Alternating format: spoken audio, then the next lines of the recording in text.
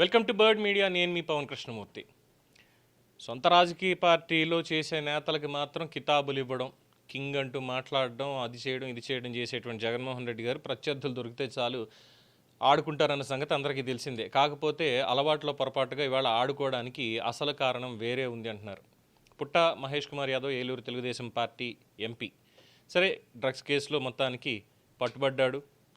Station bail వచ్చిందా, ఇంకోటి వచ్చిందా, ఇది అని అంటే నైతికంగా అటు పార్టీలో కావచ్చు ఇటు ప్రజల్లో కావచ్చు మద్దతు అనేది కోల్పోయాడు. సరే, ఏలూరులో కొంతమంది అభిమానులు మద్దతుగా మాట్లాడడం ఇది అని చెప్పడం అంతా బాగానే ఉంది.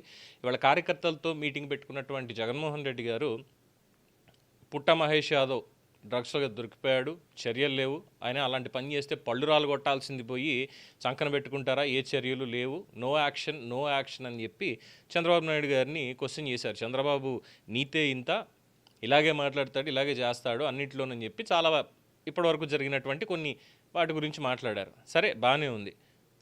పుట్ట మహేష్ యాదవ్ని చంద్రబాబు నాయుడు గారు ఏమి స్పేర్ చేయలేదు. 5 రోజుల్లో పూర్తి స్థాయిలో దీని మీద వివరణ ఇచ్చుకోవాలి అన్నారు. పోలీసులు కేసు పెట్టారు ఆల్రెడీ. సిట్ రిపోర్టు వాళ్ళు ఇస్తారు ఎలాగో, రేవంత్ రెడ్డి సర్కారు. ఏపీ సర్కార్కి దీనికి సంబంధం లేదు ఒక రకంగా చెప్పాలి అంటే. ఆయన వ్యక్తిగతంగా వెళ్ళాడు, పార్టీ కార్యక్రమాల్లో లేదంటే ప్రభుత్వ కార్యక్రమం మీద వెళ్ళలేదు. వ్యక్తిగతంగా వెళ్ళాడు, వ్యక్తిగతంగానే చూసుకుంటాడు. దానికి పార్టీకి సంబంధం అనేది లేదు ఒక పాయింట్. ఒకవేళ పార్టీకి సంబంధం ఉందని అనుకున్న, పార్టీ ఎంపీగా ఉన్నాడు కాబట్టి అని చర్యలు తీసుకుంటారు. ఏం స్పేర్ చేయలేదు. షోకాజ్ నోటీస్ ఆల్రెడీ ఇచ్చారు. 5 రోజులు 3 రోజులు అయిపోయింది, ఇంకొక 2 రోజులు.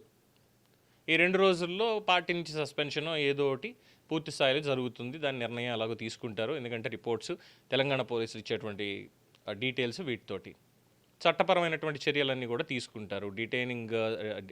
డిటైన్ చేస్తారా, లేదంటే ఈ సెంటర్కి, డిఅడిక్షన్ సెంటర్కి పంపించడాలా, ఏంటి, ఫైన్ వేస్తారా, రాజకీయాల నుంచి తప్పిస్తారా, ఇవన్నీ కూడా కేంద్రం లెవెల్లో జరగాల్సినటువంటి చర్చలు. ఖచ్చితంగా యాక్షన్ అనేది ఉంటుంది.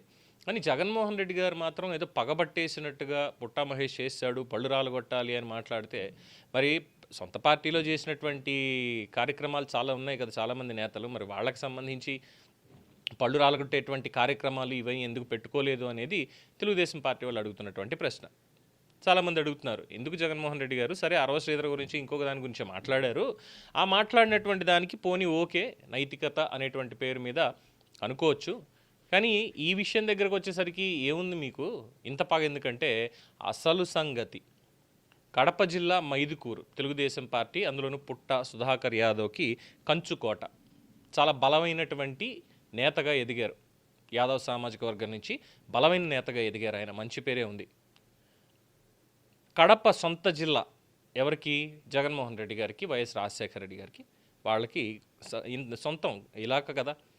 అందుకని చెప్పి అక్కడ వీళ్ళ ప్రాబల్యాన్ని తగ్గించలేకపోయారు. పుట్టా సుధాకర్ యాదవ్ ప్రాబల్యాన్ని తగ్గించలేకపోయారు అన్నటువంటి ఒక ఆక్రోశం అనుకోవాలా, లేదంటే ఆ కుళ్ళు అనుకోవాలా, ఏదో ఒకటి వీటితోటి ఇవాళ దొరికాడు కాబట్టి మహేష్ ఇంకా ఇష్టం వచ్చినట్టు మాట్లాడడం మొదలుపెట్టారు.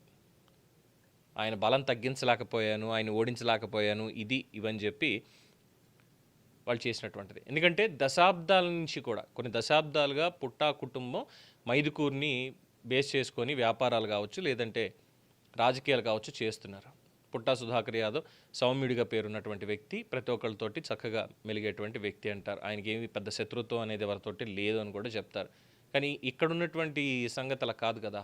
ఇక్కడ ఎక్కడ శత్రువులు ఉన్నారు, ఎవరున్నారు అనేది అందరికీ తెలిసినటువంటి విషయమే. సో ఇంత పవర్ వచ్చినా సరే, నేను ముఖ్యమంత్రిగా ఉన్నా సరే, ఇక్కడ వీళ్ళని ఏం చేయలేకపోయాను, నేను వీళ్ళని నా పార్టీలోకి తెచ్చుకోలేకపోయాను, నాకు అనుగుణంగా మార్చుకోలేకపోయాను అనేటువంటి ఒక బాధతోటి జగన్మోహన్ రెడ్డి గారికి ఇవాళ అవకాశం వచ్చింది కాబట్టి మొత్తానికి మాట్లాడారు. ఇఫ్తార్ విందుని క్యాన్సిల్ చేసుకున్నారు. ఒక నేతకి సంబంధించి ఫోటోలు ఉన్నాయి ఎక్కువగా, మార్కెటింగ్ బాగా చేసుకుంది, ఇఫ్తార్ విందు ఇచ్చే జగన్మోహన్ రెడ్డి గారి పేరు మీద కాదు అని చెప్పి మొన్నదాకా చెప్పారు క్యాన్సిల్ చేసుకున్న దానికి. బట్ ఇవాళ మాత్రం కార్యకర్తల సమావేశం అని పేరుకు పెట్టేసి ఏంటంటే ఇవన్నీ మాట్లాడాలి, ఇప్పుడు ఇమ్మీడియట్గా మాట్లాడాలి కాబట్టి ఇవాళ సమావేశం, లేదంటే హ్యాపీగా బెంగళూరులోనే ఉండి చేస్తారు అని చెప్పి ఆరోపణలు కూడా వినిపిస్తూ ఉన్నాయి. సో రాజకీయ ప్రత్యర్థి కుటుంబాన్ని ఇప్పుడు నైతికంగా దెబ్బతీయాలి. నైతికంగా దెబ్బతీసేది ఏం లేదు. ఇప్పుడు రేపు పొద్దున సుధాకర్ యాదవ్ ప్రెస్ మీట్ పెట్టినా, లేదు అంటే యనమల రామకృష్ణ ప్రెస్ మీట్ పెట్టినా, తలసాని శ్రీనివాస్ యాదవ్ ప్రెస్ మీట్ పెట్టినా ఒకటే చెప్తారు, తప్పు చేశాడు, మేము మార్చుకోవాలి, ఇక ముందు ఆ తప్పు చేయకుండా మార్చుకోవాలని చెప్తారు. అంతకుమించి ఏం చెప్పరు. కానీ జగన్ గారు మాత్రం ఆయన చెప్పేది ఎలా ఉందంటే అన్నిటికీ చంద్రబాబే కారణం, చంద్రబాబే ఇదంతా ఉండి దగ్గరుండి చేయించాడు అన్నట్టుగా ఆయన ప్రొజెక్ట్ చేయడం. బాలకృష్ణ గారు సినిమా ఫంక్షన్లో ఏదో అన్నారు అని చెప్పి దాన్ని పట్టుకుని అది కూడా ఇవాళ లోకేష్ చదువుకునేటప్పుడు ఏదో చేశాడు అని ఇంకొక దాని మీద, అంటే మన గురించి బయటికి రావట్లేదు కాబట్టి ఇవన్నీ మాట్లాడుతున్నారేమో అన్నటువంటి గుసగుసలు కూడా బయట ఎక్కువగా వినిపిస్తున్నాయి. 5 ఏళ్ల అధికారం చూసిన తర్వాత ప్రజలు 164 సీట్లు వీళ్ళకి ఇచ్చి మిమ్మల్ని మాత్రం 11కే కూర్చోబెట్టినా ఇంకా అది తగ్గలేదు, ఆ అధికార యావ తగ్గలేదు. అందుకే ఈవీఎంల మీద పడ్డా ఏం చేసినా కానీ వీటి గురించి చర్చించకూడదు అనే దాంతో ఇంకా దీన్ని హైలైట్ చేసుకుంటూ వచ్చి చేస్తున్నారు అన్నటువంటి ఇది చెప్పొచ్చు. సో జగన్మోహన్ రెడ్డి గారికి సొంత జిల్లాలోనే చెక్ పెట్టడానికి ఈసారి చాలా గట్టిగానే ప్రయత్నం జరిగింది. బట్ పులివెందులంటే ఆయన ఎలాగో గెలిచిపోతారనేది అది వేరే విషయం, ఎవరో ఏం చెప్పక్కర్లేదు.